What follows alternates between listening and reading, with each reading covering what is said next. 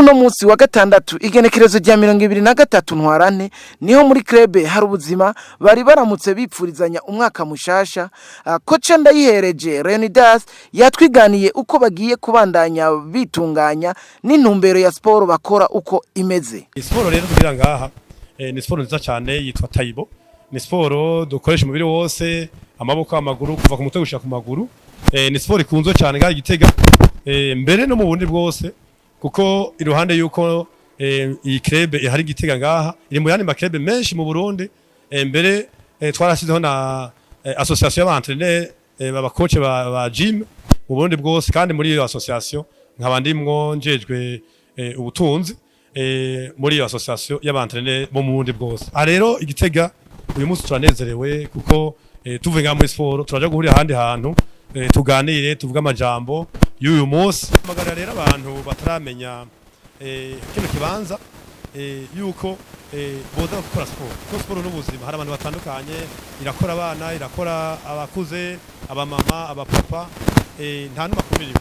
Rero dukora iminsi yose guhera ku munsi wa mbere gushika ku munsi wa gatandatu. Aho dukora ni ku munsi wa gatanu, ariko indi minsi turakora kuva isaa 12 gushika isaa 2 z'ijoro. Hanyuma no ku munsi wa gatandatu kuva isaa 1:30 gushika isaa 3:30. Umunwanyi wa club hari ubuzima ni Ninahazwe Epitas aratwiganira akamaro ka club, yongera ahamagarira abantu kugira sport. Jewe nitwa Ninahazwe Epitas, nkaba n'umumambre w'i club hari ubuzima. Jewe nkaba nishegera cyo mu faso na twara social yacu ushangaha mugabo jewe nahashwe kwashika. Gisata rero tujejwe ni gisata cyo gufashanya. Murabizi neza yuko nkuko uyu mukuru wacu ko cyaje kubivuga, sport ni ikintu gikomeye cyane. Sport ifite intumbero zibiri. Hari intumbero ya mbere yo kugira tugira amagara meza, n'intumbero ya kabiri yuko dushobora kugira ubusabane, kugira ubumwe. No kuvuga rero ubwo bumwe ni ikintu gikomeye cyane. Rero muri sociale turafashanya gose, turafashanya kubera siporo iba yaduhuje tukamenyana. Mu gihe rero cimanza turafashanya, tukarabana, tugasurana.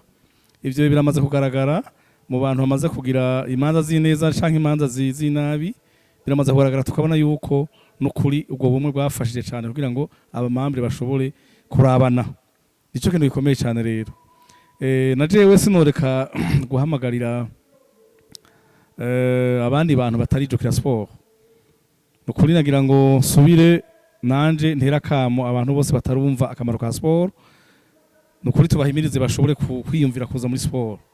Nababwiza intumbero ni zibiri, kuramira ubuzamagara yacu hanyuma no kugira ubumwe muco bita social mu Gifaransa. Rero tubahimirize baze bagire sport. Sport ni ikintu gikomeye cyane, ikintu gihuza abantu, gituma abantu bagafashanya. Murazi neza yuko nk'umuntu agize urubanza adashobora kwifasha urubanza wenyene, umuntu afashwa n'abantu.